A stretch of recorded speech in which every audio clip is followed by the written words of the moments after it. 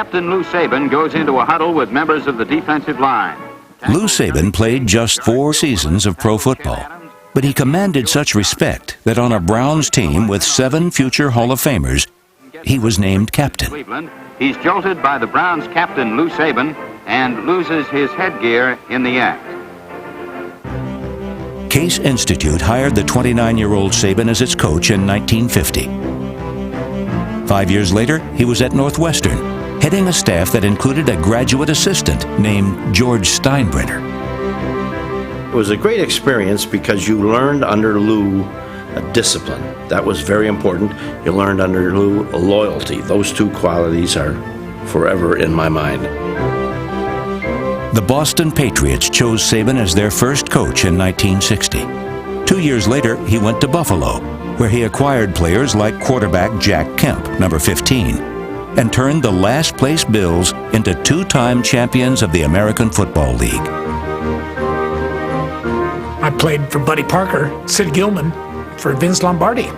But Lou Saban stands out among giants. He stands out. He was the dominant football coach in the American Football League in the middle 60s. He was a person that could get as much as you had to give and a little more. I just said to him, guys, I'm going to say things you may not like. What the hell's the matter with you guys? But just remember, I'm saying it because I think it's, at that moment, I was going to make you better than what you are.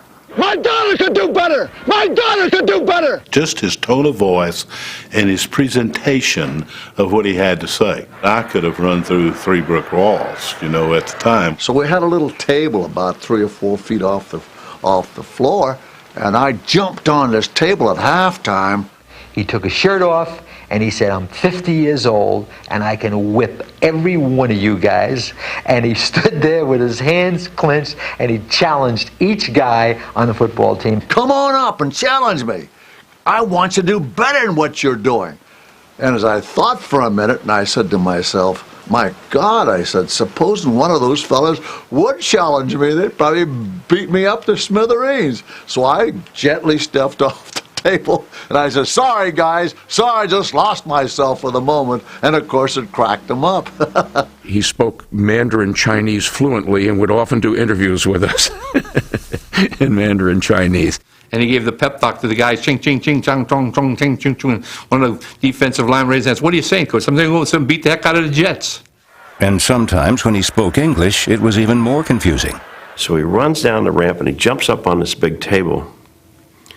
And he said, we've gone through everything that we could possibly go through. The only thing I could tell you is heads down, toes up. So Cookie and I went out the door, and Cookie comes back in and goes, what the hell does that mean? And Saban said, I don't know. I'm as nervous as you are. But by doing that, he relaxed our entire football team, and of course we beat the hell out of them and won the championship. You got to make sure you know what makes them tick. And then you go ahead and put it the throttle down and go. Lou Saban made me a football player. He singled me out, telling me that I was either going to be a hitter rather than a pusher, or if I didn't learn to play the game quickly, that he was going to replace me. I'm in the Pro Football Hall of Fame because of him.